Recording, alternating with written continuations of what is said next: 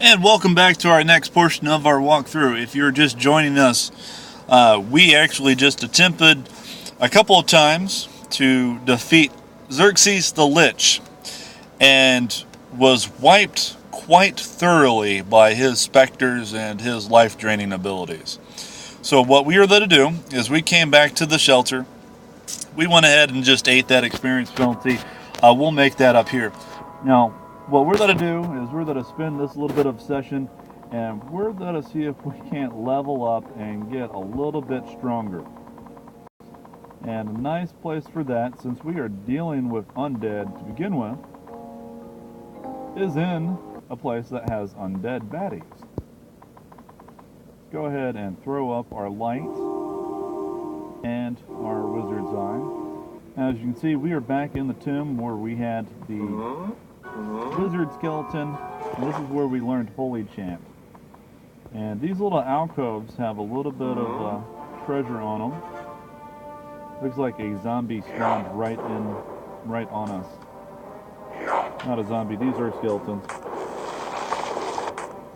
Mixing the two up. Skeletons have no flesh, zombies have flesh and want more flesh. Alright. Those are just little random loot alcoves. Nice to pick those up. And of course, we have skeletons. They are undead. Our undead weapons do a little bit more extra damage to them. But, I mean, average for our location, average experience, relatively easy. We got alcoves here. And these will, as you're running back and forth, continue to spawn skeletons. Which one is handy for leveling up, because they're going to be kind of a continuous flow. And two, they're relatively easy, and they give items and gold. Not much, but they do give us the means of channeling our inner lich destroyers.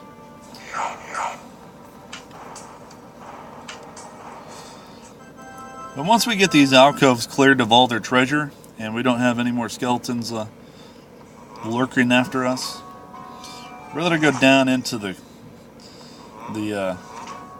stairs to the left here and see what we can't find. See, we're not getting a notification. We're not seeing them physically. We got invisible skeletons here.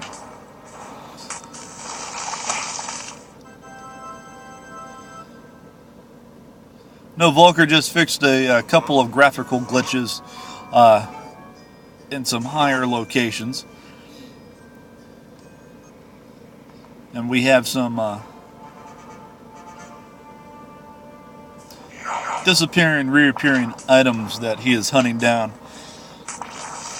Which is another thing. If you guys find a dagger in your inventory that says nothing, reach out onto the Facebook team. Let Volker know, because he's trying to track that down, and he needs to know what's causing that. We've got a spell book there, Basics of Light. Another decent little dagger. And a seal ring, though does nothing. Alright, so what we were going to do is we're going to go down here. First we're going to take a look at that little crack here. A tomb. Here lies the atheist, all dressed up and nowhere to go. It's pretty funny. I always told my wife that I wanted to be buried naked. I came in naked, I'll leave this earth naked. She doesn't think it's that funny. I do. Alright, now these are ghosts. If you can't see them, they are very translucent, as most are. Now they are physical immune, but we have increased damage to undead. So once we get up to these guys, they're going to whack them. Now our archer, his arrows are just kind of throwing through. He's not an archer. I mean our ranger. Our ranger, his arrows are just going straight through him. But again, the ghosts are, they don't respawn like the skeletons, but they are a decent little place to get some experience. We'll explore this a little bit more. They don't carry items or gold either. Though it would be pretty scary if ghosts could learn how to move objects and beat things over the head physically. Nice little night ball. In all my time playing this, I don't think I have used the mace yet. It makes a good character option. I always feel that like they're a quick weapon and they should have increased to speed or increased the dex naturally. But that's just kind of a hierarchy that I've noted in other RPG games. That if something can be swung and moved really fast, it should have the benefit of increased speed. Alright, now we got two ghosts here. We got one there, we got one here. And either way, where did it go? Where did it get an encounter? Actually, we didn't. It's surprising. He's kind of goofing off, not staring at us. He's in the middle of nowhere. So we'll encounter him. And he's just chilling out. Ooh.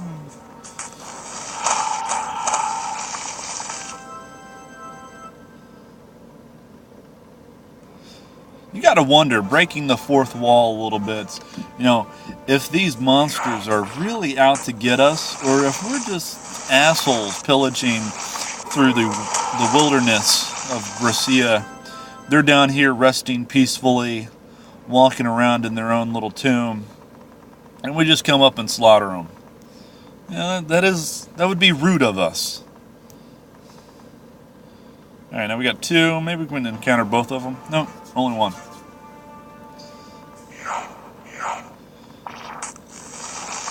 Now there are instances on the map where if you were to encounter two of the visible mobs on the screen at one time, you'll have double in here or some other encounters. It's really good because it gives you a little bit increased experience. Generally the gold, if they give you any, will also be increased. And it's going to be a difficult fight. But we didn't get that from the ghost. Right now we're just kind of exploring here. We're actually being Tomb Raiders. All these little alcoves here, if they're bones. Now let's go ahead and look at them. See, skeletal remains. So people who've been buried here, we're coming down into this tomb and taking their worldly possessions that they thought they could go into the afterlife with. Now I'm going to go ahead and pull our druid off. He's not doing much. He's too slow to get up into the encounter. So he can just throw lightning.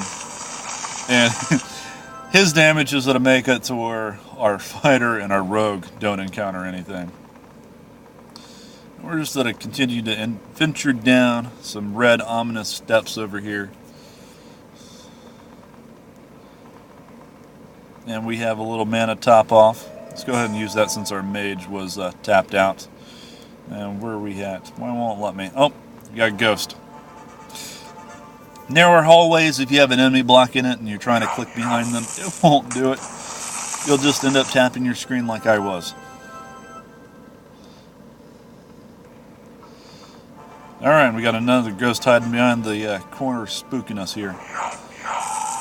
And again, we're just kind of going around this tomb, picking up a little bit of experience, a little bit of items.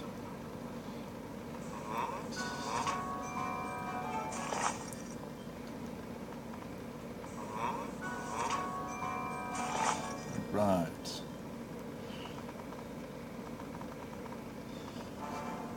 More ghosts. And again, if you guys come down here like long before we have in the playthrough, you know, kudos. This is again a good place to get some extra items, soak in some experience, maybe grab a level if you're close, or if you're lower level than what we are here. Again, we're like 7s, 8s, and I think our fighter's at 6. And that's a big beefy hammer. We got two big beefy hammers.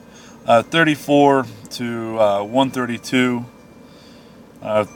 37 to 155. That's even better. I think our axe. Yeah, 15 to 144 with force damage. So that's going to be 20 to 120 to 160. It's pretty close, but our axe has that damage to undead and a 50% chance to bleed, which, again, bleed ticks over time, and damage over time is always nice. Oh,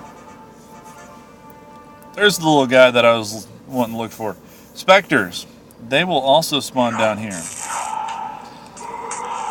And so we can come down here into a semi-controlled environment. I say semi-controlled because if we go up or down the stairs, we're actually let it go up and down the stairs like we intend to. Not some reverse, I'm jumping to the 3rd floor from the 5th floor, and that takes me to the 1st floor type of cursed tower stuff. Now that little specter that we took, he will respawn over time, which is fine, but again, he's only one.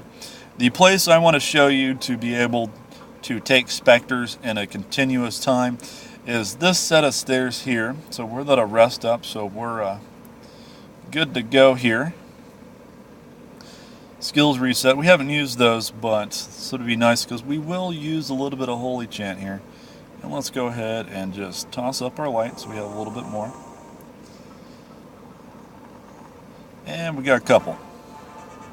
Now these guys down here in this lowest level of the tomb will continuously respawn, which is okay, because that's what we want. This right here is what we want. We want a little bit of experience. We want to gain a level or two down here and be a little bit better going into our next lich attempt. So we're just going to spend a couple of minutes down here. We're not going to clear all of them, but I do want to gain that next level. Looks like everybody's on the precipice of getting that new level, besides our archer, and I keep calling him an archer because we have him as a range fighter. Our ranger and our fighter, of course, has a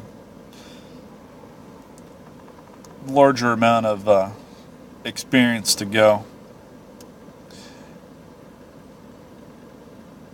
And I'm just coming over here to the steps to rest in case we see a specter running towards us. We can abort our rest and we can heal up. Let's go ahead and reset our skills. As I'm saying that, we can rest up and abort if we get snuck up on, which should be okay, as long as. Now here's the peculiar issue here. We can throw resist evil like I was wanting to, but he's a die. So let's heal. But I'm gonna jimmick him in the face. And see, we just didn't have enough turns on our fighter to be able to save him.